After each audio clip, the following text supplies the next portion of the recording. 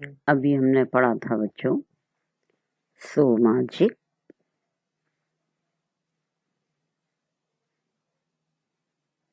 समाजीकरण। उसमें हमने 3 थ्योरी पढ़ी, कूले की, फ्रॉइड की और मीट की। जब एक बच्चा समाज में आता है और धीरे धीरे जब वो बड़ा होता है तो धीरे धीरे उसका समाज के साथ समायोजन करने की प्रक्रिया चलती है और वो प्रक्रिया उसे समाज से जोड़ने और व्यवहार करने लायक बनाती है, अर्थात उसका समाजीकरण करती है। कई संस्थाएं, कई समूह मिलकर एक जीव को, जो जैविकीय प्राणी होता है, उसे जैविकीय से सामाजिक प्राणी बनाने का प्रयास करते हैं। और ये जो प्रक्रिया है समाजीकरण की, वो जन्म से लेकर मृत्यु तक निरंतर चलती रहती है। बच्चा जब जन्म लेता है और मृत्यु जब तक उसकी नहीं होती है, वो समाज से और समाज के आसपास जो वातावरण है, आसपास की चीजें हैं, उससे कुछ ना कुछ वो सीखता रहता है। जब उसका समाजीकरण हो जाता है तब अगला जो स्तर आता है वो आता है स्तरीकरण, स्टैटिफिकेशन।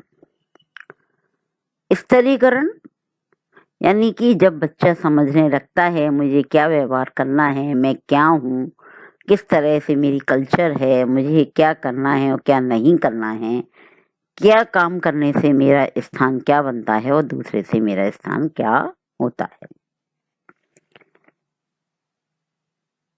इन सब कार्यों के आधार पर हम देखते हैं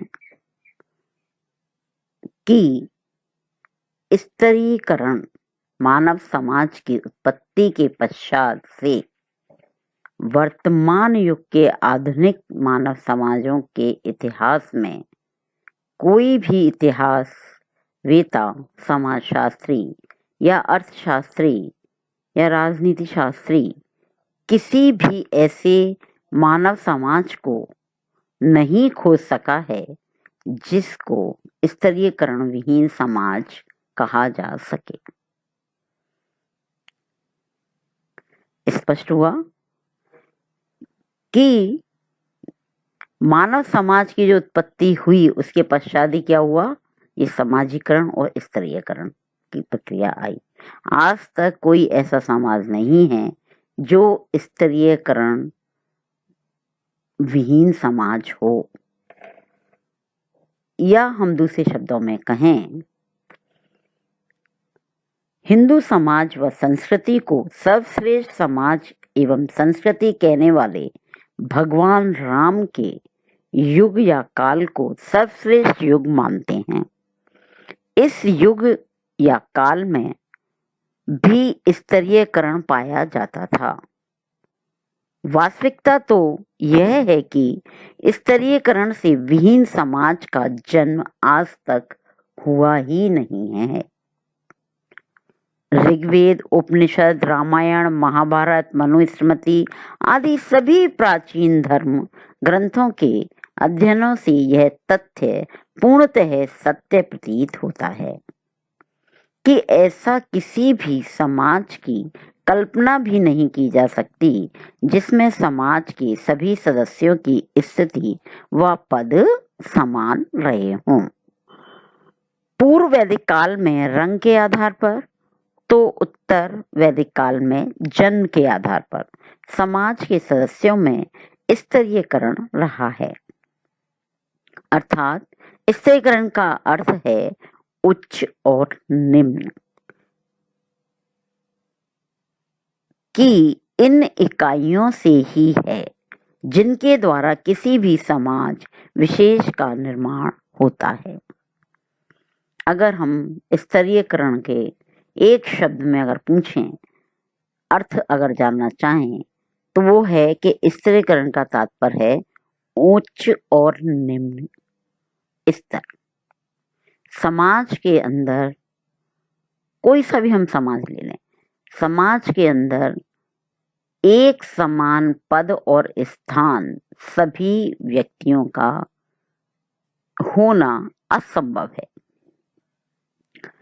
किसी न किसी कारण से कोई व्यक्ति या तो उच्च होता है और किसी न किसी कारण के वश वो निम्न हो जाता है। तो इसलिए उच्च और निम्न की जहां बात आ जाए या उच्च और निम्न की हम बात करने लगे तो वो क्या कहलाएगा? स्तरीयकरण कहलाएगा।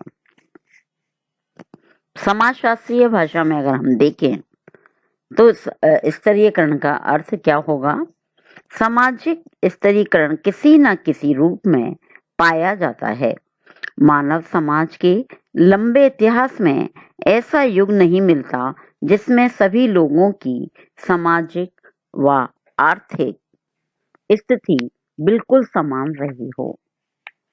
ऐसा समाज जहां उसके सदस्यों में वास्तविक रूपों से समानता हो तथा स्तरीयकरण का बिल्कुल अभाव हो, एक कोरी कल्पना ही मात्र है।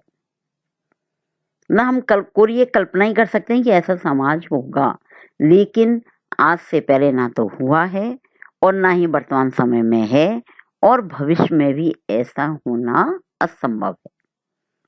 हर एक व्यक्ति दूसरे व्यक्ति से किसी क्षेत्र में उच्च और किसी क्षेत्र में निम्न होता है।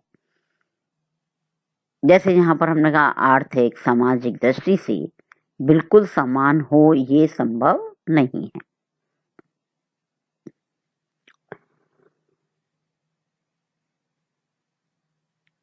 यदि हम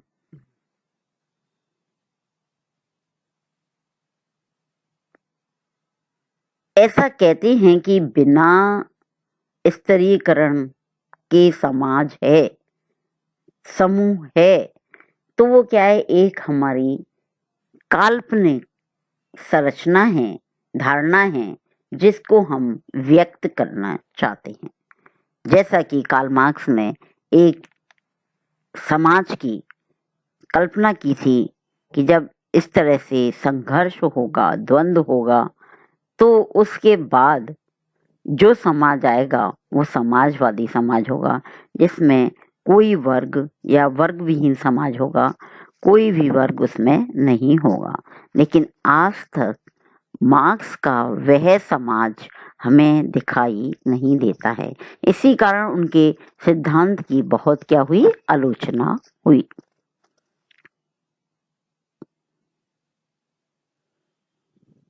सामाजिक स्तरीकरण समाज की वह व्यवस्था है जो समाज के लोगों को विभिन्न समूहों में विभक्त कर व्यक्ति तथा समाज दोनों को व्यवस्थित करने में मदद देती है।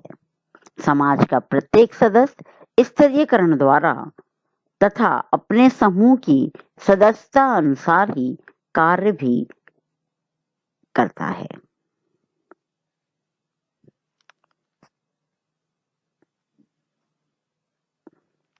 यानी कि स्तरीकरण के द्वारा जब किसी व्यक्ति को किसी समूह में विभक्त कर दिया जाता है तो वो व्यक्ति उस समूह की सदस्यता अनुसार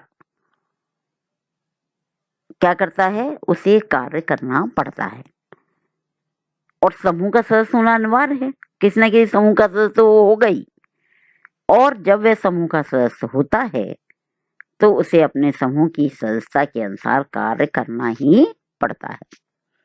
सदरलैंड ने इसकी परिभाषा दी है, स्तरीयकरण साधारणता तथा अंतःक्रिया अथवा विभेदीकरण की एक प्रक्रिया है जिसके द्वारा कुछ व्यक्तियों को दूसरों की तुलना में उच्च स्थिति प्राप्त हो जाती है। सदरलैंड ने क्या दिया कि कुछ ऐसी प्रक्रिया है जो कि कुछ व्यक्तियों को या जिसके द्वारा